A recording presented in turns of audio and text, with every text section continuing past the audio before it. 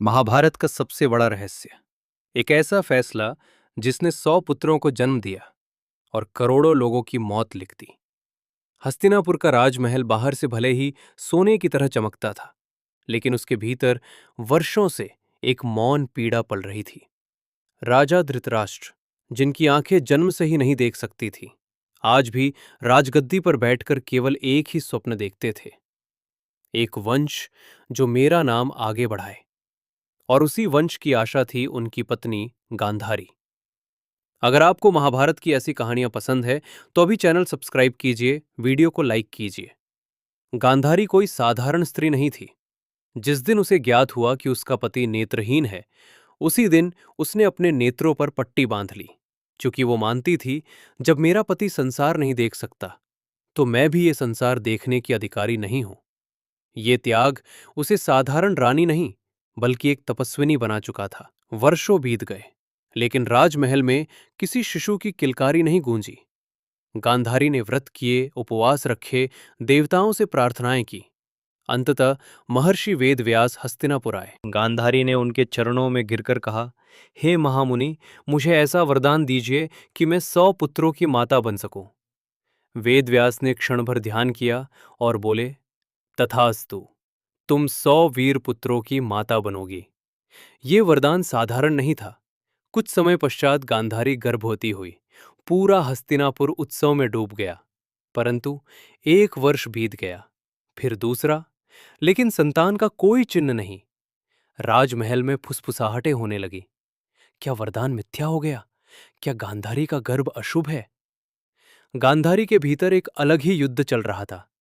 त्याग की सीमा पर खड़ी स्त्री अब अधीरता की आग में जलने लगी। और उसी क्षण जो होना नहीं चाहिए था, वही हो गया। यहां जरा रुकिए। एक सवाल है जो बहुत कम लोग जानते हैं। गांधारी की पहली शादी किससे हुई थी? आपको अगर जवाब पता है तो कमेंट्स में जरूर लिखिए, और अगर नहीं पता तो सोचिए। महाभारत में कितने रहस्य हम आज भी नहीं जानते। पर हां, कमेंट में जय श्री कृष्णा तो जरूर लिखना।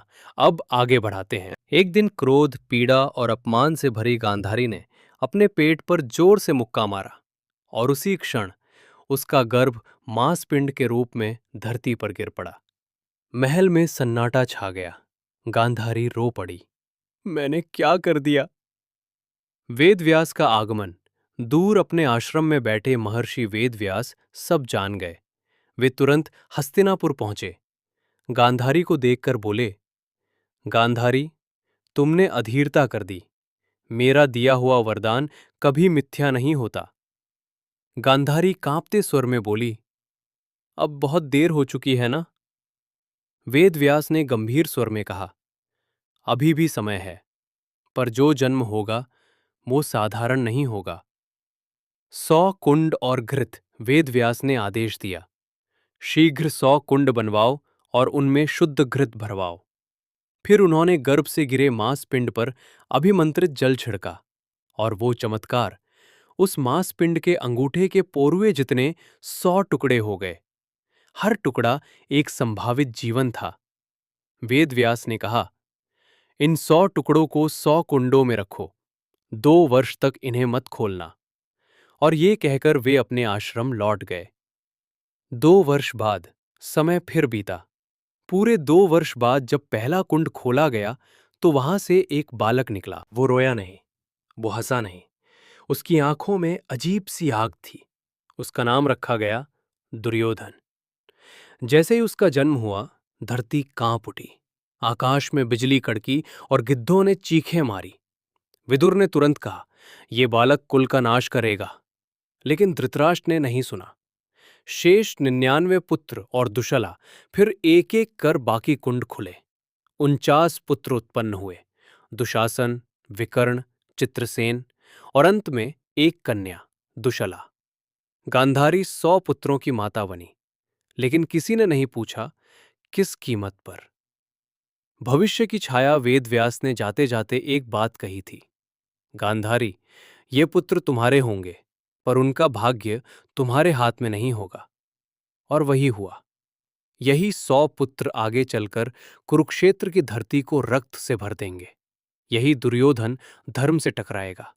और यही गांधारी एक दिन अपने ही पुत्रों की मृत्यु पर शाप देगी, जो स्वयं कृष्ण तक को लगेगा।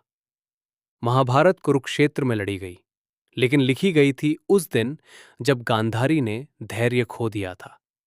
याद रखिए, हर विनाश हथियार से नहीं आता, कुछ विनाश एक मां के एक क्षण के फैसले से आते हैं। अगर ये कहानी आपके मन में कोई सवाल छोड़ गई हो तो लाइक कीजिए, शेयर कीजिए और ऐसी ही अनकही महाभारत कथाओं के लिए चैनल को सब्सक्राइब कीजिए, क्योंकि अगली कहानी और भी ज्यादा खतरनाक सच लेकर आने वाली है।